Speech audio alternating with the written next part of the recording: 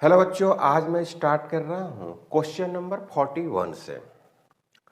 The magnetic field of a given length of the wire for single turn of the coil of its centre is B, then its value for two turns coil for the same wire is.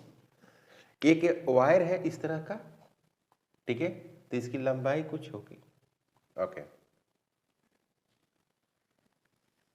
तो इसको एक turn बना दिया, एक turn. तो आपको पता है कि सेंटर पर जो मैग्नेटिक फील्ड होता है, रेडियस आर है, करंट आई होगी, तो जो बी सेंटर होता है वो होता है म्यू 0 आई एन डिवाइडेड बटे 2r। तो एक टर्न के लिए क्या है, बी फील्ड है, तो B is equal to mu 0 I divided बटे 2r। एन बराबर क्या हो गया। अब इसी वायर को दो टर्न्स बना दिया, दो टर्न्स, तो क्या हो जाएगा, B dash is equal to two turn बनाया तो टू एन के जगह पर म्यू 0 आई डिवाइडेड बटे रेडियस भी छोटा हो जाएगा ना, इसको सिकुड़ाएंगे तो कैसे लिखेंगे, लेंथ जो होगा, पहले जो लेंथ था वो कितना था, 2 पाई आर था इसका, और इसका कितना हो जाएगा, ये छोटा रेडियस बन गया, लेकिन इसमें दो बार लपेटा ऐसे, है ना, ऐसे दो बार लपेट दिया, क्लियर। तो रेडियस क्या हो गया, आर डैश हो गया। अभी किसके बराबर होगा, दो बार लपेट दिया, 2 पाई आर डैश हो जाएगा, होगा कि नहीं। कहने का मतलब ये हुआ कि इसकी जो रेडियस है ना, सॉरी, इसकी जो रेडियस होगी वो क्या होगी, हाफ हो जाएगी, बस और कुछ नहीं। तो B dash is equal to जो मिला वो मिल गया 2 इंटू म्यू 0 आई डिवाइडेड बटे 2 आर बटे 2, है ना बच्चों, 2 आर बटे 2। तो इसको क्या लिखेंगे, 4 लिखेंगे, 4, और क्या लिखेंगे, म्यू नॉट आई डिवाइडेड बटे 2 आर। म्यू नॉट आई बटे 2r को क्या लिखेंगे, बी लिखेंगे, बी। तो बी डैश सेंटर पे क्या आ गया आपको, 4 इंटू बी, यही आंसर होगा, 4 टाइम्स मैग्नेटिक फील्ड हो जाएगा। तो ऑप्शन है सी, कोई डाउट नहीं। 42, क्वेश्चन नंबर 42 कह रहा है कि magnetic field due to 0.1 ampere current flowing through a circular coil of radius 0.1 meter and 1000 turns at the center of the coil is। तो जिसमें करंट फ्लो कर रही है, करंट वो है 1 एम्पियर, 1 एम्पियर है, सॉरी 0.1 एम्पियर है, 0.1 एम्पियर, और इसकी जो रेडियस है वो है 0.1 मीटर, रेडियस 0.1 मीटर, और नंबर ऑफ जो टर्न्स है वो है 1000 नंबर ऑफ टर्न्स। तो बी जो सेंटर होगा म्यू 0 आई एन डिवाइडेड बटे 2 आर, इस तरह से लिखेंगे हम लोग। तो म्यू 0 का वैल्यू लिखते हैं तो 4 पाई 10 टू द पावर -7 लिखते हैं बच्चों, आई का वैल्यू 0.1 लिखेंगे, और नंबर ऑफ टर्न्स लिखेंगे 1000 डिवाइडेड बटे 2 लिखेंगे, आर का वैल्यू 0.1 लिखेंगे, 0.1 और 0.1 कैंसिल हो गया, यहाँ पर ये 2 हो गया, 2 हो गया पाई, और 10 टू द पावर -4, क्योंकि 10 टू द पावर 3 है, यही हो गया टेस्ला। अब पाई के टर्म में नहीं दिया हुआ है, इस तरह से दिया हुआ है, 2 इंटू 3.14 10 टू द पावर -4, तो इसको लिखेंगे 8, यहाँ पर लिखेंगे 2, यहाँ पर लिखेंगे 6, और 10 टू द पावर -4 टेस्ला, और यही होगा आंसर। ऑप्शन के अनुसार अगर देखा जाए तो आपको मिलेगा A, clear. Question number 43 magnetic field intensity at the center of the coil of 50 turns, radius 0.5 ampere and current carrying 2 ampere. तो सबसे पहली बात कि नंबर ऑफ जो टर्न्स है वो 50 है और जो रेडियस है, रेडियस वो है 0.5 मीटर, 0.5 मीटर है। और करंट जो है, करंट वो है आपको 2 एम्पियर, इस तरह से है। तो मैग्नेटिक फील्ड एट सेंटर चाहिए।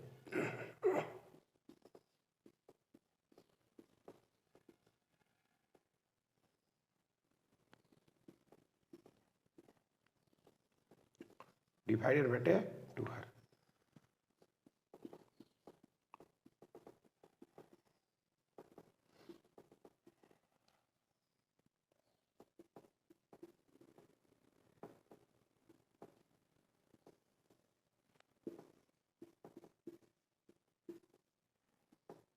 ये 1 हो जाएगा।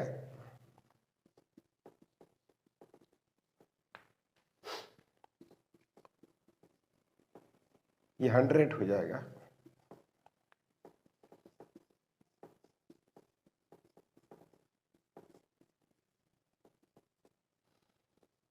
ये 4 4 16 हो जाएगा, 5 हो जाएगा और 12 हो जाएगा और 10 टू द पावर -5 टेस्ला हो जाएगा। इसी को ऐसे लिख सकते हैं 1.256 और 10 to the power -4 Tesla.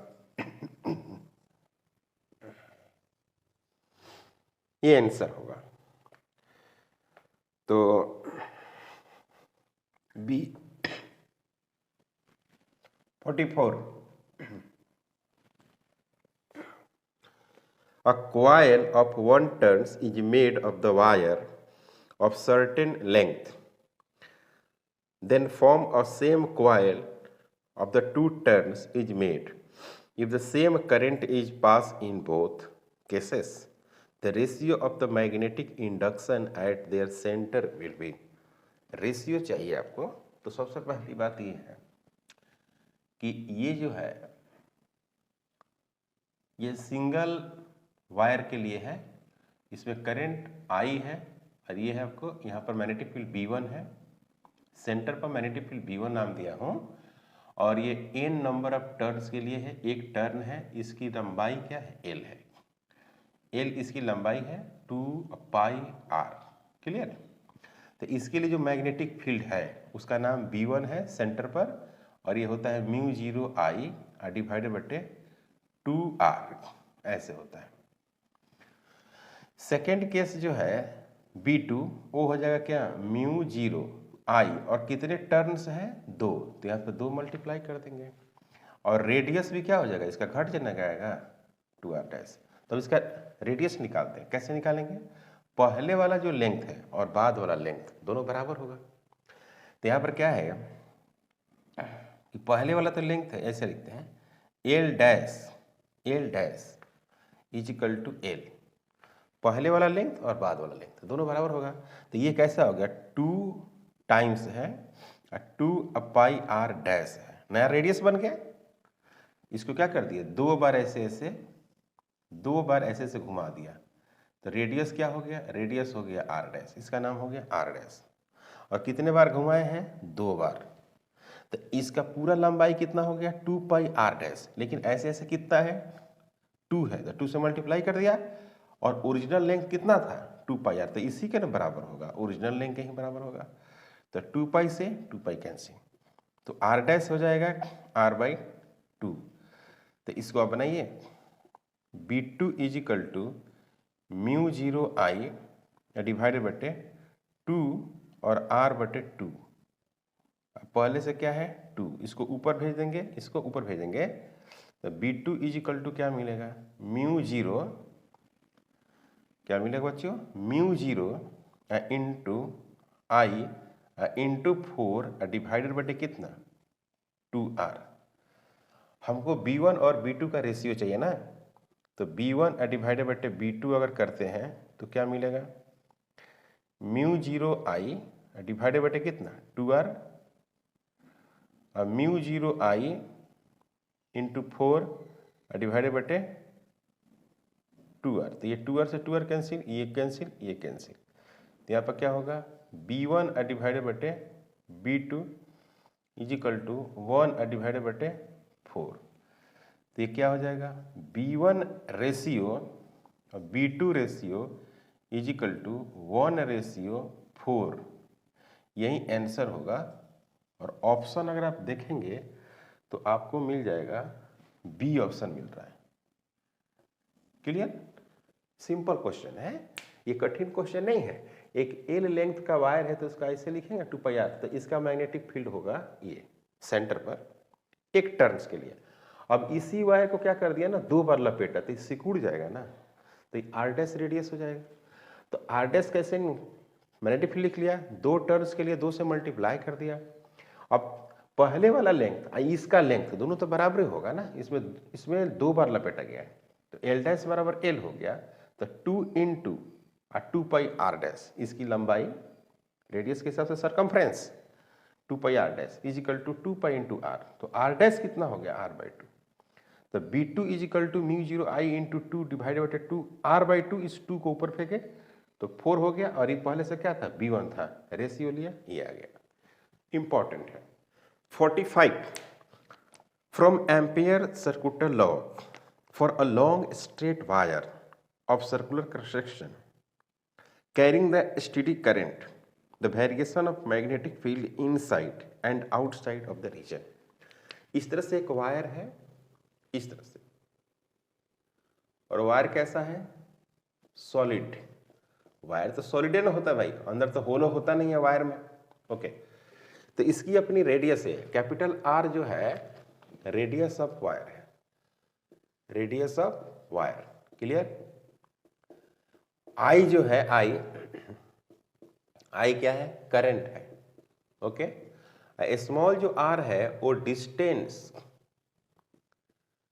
Distance between centre of wire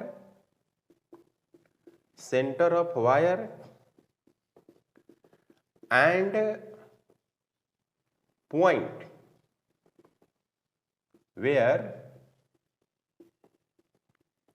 where we have to calculate magnetic field, magnetic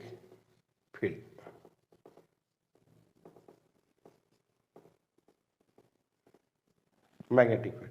तो जो बी आउट होता है वो ऐसे होता है μ0 I डिवाइडेड बटे 2π स्मॉल r।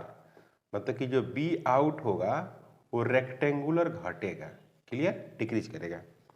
बी जो ऑन होता है वो मैक्सिमम होता है, और μ0 I डिवाइडेड बटे 2π कैपिटल R होगा।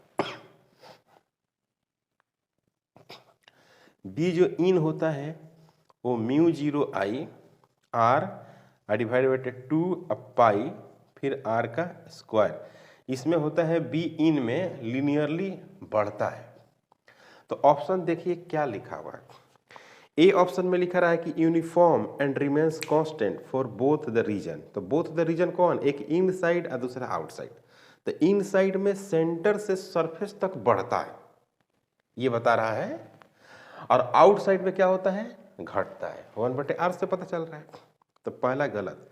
बी में है linearly increasing function of a distance up to boundary of the wire and then linearly decreasing outside the region. ठीक है। सी में कह रहा है कि linearly increasing function of the distance R up to the boundary of the wire and decreasing 1 with 1/r dependence of the outside the region. तो outside the region है ना। तो दो इसमें ऑप्शन दिख रहा है ना, बी और C. Linearly increasing function of the distance up to the boundary of the wire then linearly decreasing नहीं कर रहा है ना, 1/r का डिक्रीजिंग कर रहा है। तो लिखा हुआ है सी में कि अंदर में लिनियरली बढ़ता है और आउटसाइड में 1/r के हिसाब से घटता है। तो इसका आंसर क्या होगा, सी होगा। सी आंसर होगा। ये समझ में आया आपको? Okay, question number 46। A thick wire carrying a cable of radius r carry a current I uniformly distributed across its section. The variation of the magnetic field as the function of a small r due to the cable with the distance r from the axis of the cable is represented by. Same ये बात है यहाँ पर. Okay, are क्या है? Radius है. Radius किसका? Cable का है. स्मॉल आर क्या है? Distance of point. Distance of point है. Distance of point.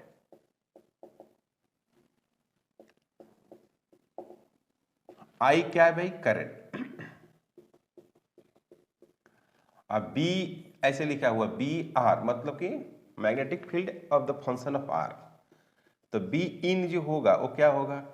Mu 0 I R divided by 2 pi R का स्क्वायर. कब हुआ? R greater than R, outside. Sorry B less than R, मतलब इनसाइड.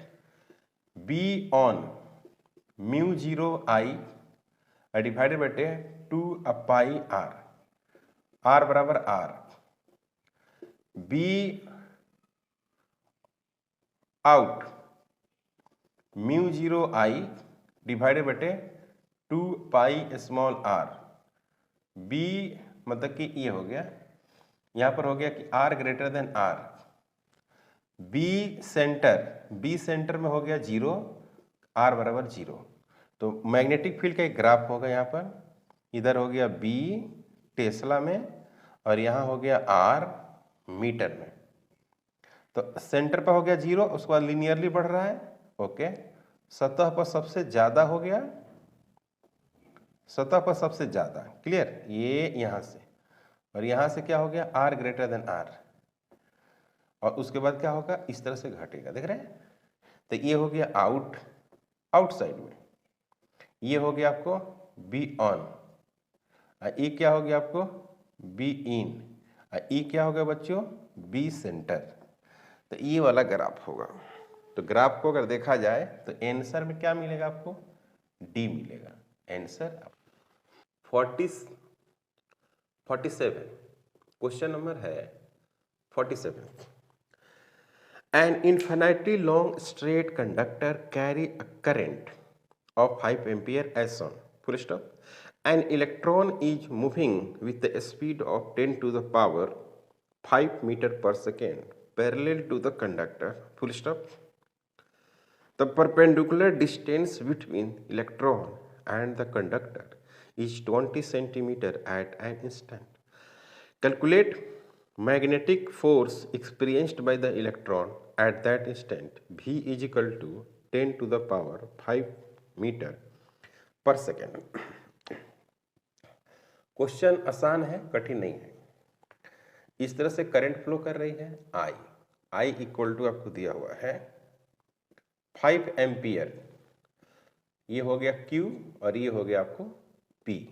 P से Q current जा रही है और यहाँ पर एक परपेंडिकुलर इस तरह से डिस्टेंस है R परपेंडिकुलर और वो आपको मिलेगा 20 सेंटीमीटर. ओके, और यहाँ पर एक इलेक्ट्रॉन जो है इधर भी वेलोसिटी से 10 to the power 5 मीटर पर सेकेंड से जा रहा है. तो सबसे पहली बात कि यहां पर आप B निकालिए. B इस P पॉइंट पर. तो B क्या है? मैग्नेटिक फील्ड है at point P. Magnetic field at point P. At point P. तो B is equal to mu 0 I divided बटे क्या? 2 पाई आर परपेंडिकुलर. ठीक है, तो क्या लिखेंगे? 4 पाई और 10 टू द पावर -7 और आई के बदले लिखेंगे 5 और डिवाइडेड बटे 2 इंटू पाई. इन्फिनाइटली लॉन्ग वाला है 2 पाई आर और आर का वैल्यू लिखेंगे 20 इंटू 10 टू द पावर -2. ये पाई से ये पाई कैंसिल हो जाएगा. अब 4 इंटू 5 कितना होगा? 20 हो जाएगा. ये 20 कैंसिल हो गया. 10 to the power minus 2 और 10 to the power minus 7। तो 1/2 into 10 to the power minus 5, तो ये हो गया कितना 0.5 और 10 to the power minus 5 tesla. B is equal to, तो F बराबर क्या होता है, F बराबर Q V B। परपेंडिकुलर है क्योंकि वेलोसिटी इधर है, अब मैग्नेटिक फील्ड इधर है ना, magnetic field. Right hand thumb rule, ये थंब है करंट के डायरेक्शन, अब फिंगर्स बता रही मैग्नेटिक फील्ड के डायरेक्शन, तो दोनों परपेंडिकुलर है, तो ये फोर्स हो जाएगा।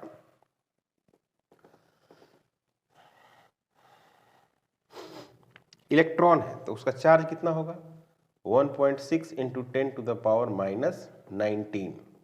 क्लियर। V कितना है 10 टू द पावर 5। B कितना है 0.5 10 टू द पावर माइनस 5, तो ये 10 टू द पावर माइनस 5 और 10 to the power plus 5 cancel, 1.6 और 0.5, ये कितना हो जाएगा, इसको मल्टीप्लाई करेंगे तो 16 इंटू 5 80 होता है ना, तो ये आ जाएगा 0.8, ये हो जाएगा आपको 0.8 into 10 to the power minus 19। अब इसका ऑप्शन देखेंगे तो आपको आएगा 8 into 10 to the power minus 20 newton, यही हो गया आंसर। और ऑप्शन देखेंगे तो आपको मिलेगा बी, सॉरी ए ऑप्शन इसका मिलेगा correct. Question number 48, a cylindrical conductor of radius r is carrying a current constant current full stop. Plot the magnitude of the magnetic field B with the distance d from the center of the conductor correctly represented। अब एक क्या है इसमें कि conductor है, तो अब conductor में यहाँ पर सिलिंड्रिकल कंडक्टर दिया है, तो सिलिंड्रिकल कंडक्टर में आपको ये नहीं कहा इसने कि सॉलिड है कि होलो है, ये सब बातें कुछ नहीं किया। तो अब कैसे आप पहचानिएगा कि ये सॉलिड कह रहा है या होलो कह रहा है ना। तो सबसे पहली बात की वायर की तो बात किया इसने, वायर की बात किया, तो वायर कैसा होता है, वायर तो सॉलिड ही होता है, सिलिंड्रिकल अगर वर्ड नाम दे दिया ये वायर है। अब इसी का नाम सिलिंड्रिकल बोल रहा है, इस तरह से एज्यूम करेंगे, ऐसे ये सॉलिड है ना भाई। तो सॉलिड वाला फॉर्मूला लगाएंगे तो क्या हम लोग लगाते हैं, आर मान लीजिए कि इसका रेडियस है। अभी मैंने इसके पहले 2 क्वेश्चन इस पर सोल्व कर दिया। स्मॉल आर क्या है, डिस्टेंस है जहां पर आप कैलकुलेट करना चाहते हैं। आई क्या है, तो करंट इसमें है। और मैग्नेटिक फील्ड जो लिखते हैं आप कैसे लिखते हैं, B out mu 0 I divided बटे 2 पाई और आर लिखते हैं। बी ऑन है म्यू 0 आई डिवाइडेड बटे 2 pi small R. B in mu 0 I small R divided बटे 2 pi R square. B centre 0 लिखते हैं, तो इसका ग्राफ अगर आप देखेंगे इधर बी इधर क्या है, इधर आर है, तो ग्राफ कैसा होगा, ऐसे होता था, यहाँ पर सबसे ज़्यादा होता था आर बराबर आर, ये है आर लेस देन आर और ये है आर ग्रेटर देन आर, तो इधर कैसा होगा 1/r। ये हो गया बी ऑन, ये हो गया बी आउट, ये हो गया बी इन, ये हो गया बी सेंटर। समझे बच्चों, तो ये ग्राफ होगा। तो आंसर में अगर देखा जाए तो ऑप्शन में क्या है, डी ऑप्शन आपको सही है, सही बोला। Question number 49, a long straight wire of radius A carry a steady current I, full stop. The current is uniformly distributed over the cross section. The ratio of the magnetic field B and B dash at a radial distance a/2 and 2a respectively from the axis of the wire। बहुत simple question है। इस तरह से एक wire है और इस wire का एक आपको रेडियस दिया हुआ है। ये वायर हो गया, इसकी रेडियस कितनी हो जाएगी, a हो जाएगी a। तो एक बार आपको निकालना है 2a पर मतलब कि आउटसाइड, और एक निकालना है a/2 पर मतलब कि इनसाइड। तो पहला जो पूछा है वो a/2 पर पूछा है, मतलब कि जो b लिखा है वो क्या है, b एट a/2 मतलब क्या हो गया, इनसाइड ना हुआ, इनसाइड हो गया। तो इसका सोल्व करिएगा तो क्या मिलेगा, b is equal to mu 0 i into R, R का मतलब क्या है a/2 और divided by 2 pi capital R Q, R का स्क्वायर तो a स्क्वायर हो जाएगा।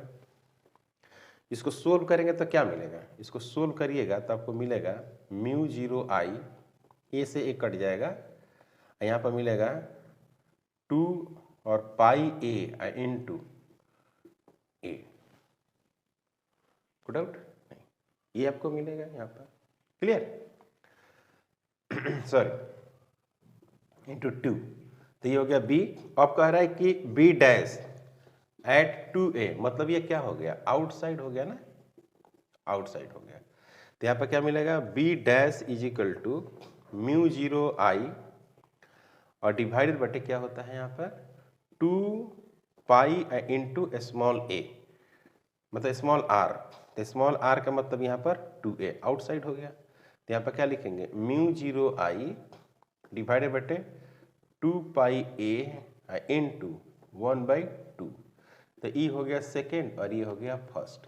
अभी दोनों का रेशियो चाहिए, तो b डिवाइडेड बटे b डैश, तो b डिवाइडेड बटे b डैश है ना, b डैश। तो यहाँ पर दोनों तो सेम ही ना है, म्यू 0 i डिवाइडेड बटे 2 पाई a इंटू 1/2 डिवाइडेड बटे म्यू 0 i डिवाइडेड बटे 2 पाई a इंटू 1/2। ये कट गया तो यहाँ पर क्या हो गया 1/1, यानी b रेशियो b डैश तो 1:1, ये हो गया answer.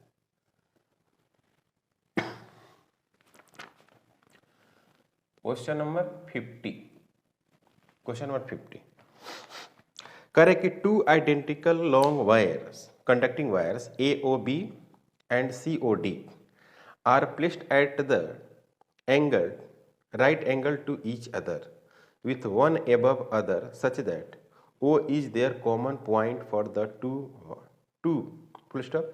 The wires carry I1 and I2 currents respectively full stop. Point P is lying at a distance D from O along the direction perpendicular to the plane containing the wires. The magnetic field at point P will be। काफी simple question है, कठिन नहीं है ना, कोई कठिनाई नहीं है, बहुत सिंपल है। देखो एक इस तरह के वायर है और उतना ही बड़ा वायर एक इस तरह का है, क्लियर। मान लिया इन्फिनिटी लॉन्ग है, ये कॉमन सेंटर हो गया, इसको O बोल दिया, ठीक है। तो इसमें मान ली कि इस तरह से करंट आ रही है, एक करंट ऐसे जा रही है, तो ये है I1 करंट और ये है क्या I2 करंट, इसमें है I2 करंट। इसका नाम है A, इसका नाम हो गया B, तो ये हो गया AOB और इसका नाम हो गया C, इसका नाम हो गया D, तो COD, क्लियर। अब ये जो प्लेन है ये क्या है भाई, प्लेन, तो इसको मान लेते हैं प्लस y, कोई प्रॉब्लम नहीं है। इसको मान लेते हैं क्या प्लस x, कोई प्रॉब्लम नहीं, एक्स वाई। और इसके परपेंडिकुलर, तो इसके परपेंडिकुलर कौन आएगा, z आएगा ना, इसके परपेंडिकुलर z, मतलब ये z कैसा है, ऐसा है, ठीक है। तो अब इसके परपेंडिकुलर z मतलब कि यहां पर एक पॉइंट है, तो ये हो गया d डिस्टेंस, क्लियर भाई, d डिस्टेंस हुआ ना, तो d डिस्टेंस हुआ, तो इसी d डिस्टेंस पर आपको मैग्नेटिक फील्ड निकालना है। तो काफी सिंपल है, देखो पहले समझिए, ये जो वायर है इस वायर पर परपेंडिकुलर डिस्टेंस तो कैसा मैग्नेटिक फील्ड होगा आपके अनुसार? करंट ऐसे जा रही है, ध्यान दीजिए, करंट कैसे जा रही है? ऐसे जा रही है ना, ऐसे। दिस परपेंडिकुलर, दिस परपेंडिकुलर कहाँ आ रही है? इधर आ रही है, देखो ना इधर। तो इसके चलते जो फील्ड है उसका नाम B2, और इसके चलते फील्ड है उसका नाम B1। ये B2 B1 फील्ड है उस P पॉइंट पर। तो अब इसके अनुसार देखिए किधर आ रही है, देखिए ऐसे वायर है तो थंब को फिट करिए इसमें, अब फिंगर्स को दिखाइए ऐसे, तो किधर आ रही है? ऐसे घूम रही है ना। तो यहाँ पर तो ये जेड है, तो इधर कौन है? माइनस वाई है, इधर माइनस वाई आ रहा है। तो यहाँ पर B1 जो है, B1 ध्यान दीजिएगा B1 जो आ रहा है बच्चों, B1 field at P due to I1 current. अब B2 जो है वो क्या है? फील्ड है, वो क्या आ रहा है? फील्ड एट P ड्यू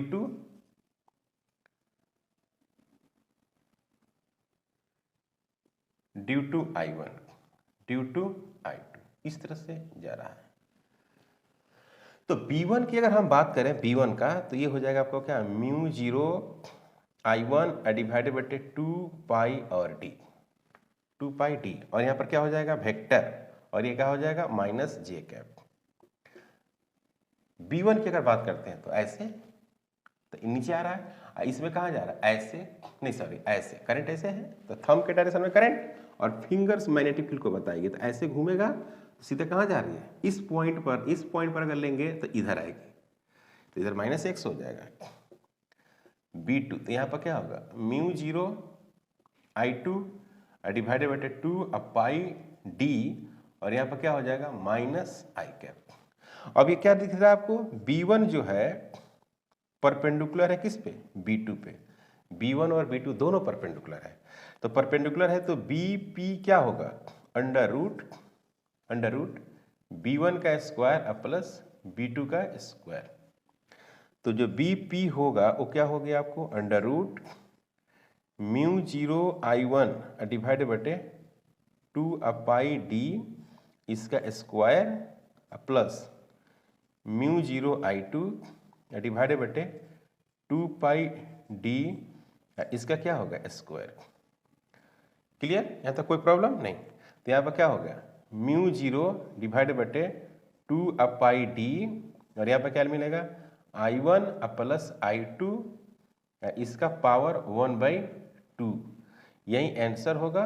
और ऑप्शन के हिसाब से अगर देखा जाए तो आपको मिलेगा D। ऑप्शन इसका कौन है? D ऑप्शन करेक्ट है। क्लियर? तो आज हम लोग 50 तक सोल्व किए, और काफ़ी इंपॉर्टेंट क्वेश्चन है। जब भी आप प्रैक्टिस करिए तो क्वेश्चन को आप साथ में रखिए। 35 इयर्स का क्वेश्चन बैंक आपके पास में होना चाहिए। पहले आप क्वेश्चन को समझें, क्वेश्चन क्या कह रहा है, फिर आप सोल्यूशन को देखें, उसके बाद आप सोल्व करें, या सबसे पहले आप खुद को ट्राई करें और उसके बाद आप सोल्यूशन से हेल्प लें। ओके, तो आज का लेक्चर हम लोग 50 तक पर समाप्त करते हैं। मिलते हैं नेक्स्ट लेक्चर में। अगर आप हमारे चैनल पर नए हैं प्लीज़ सब्सक्राइब करें, शेयर करें। Thank you.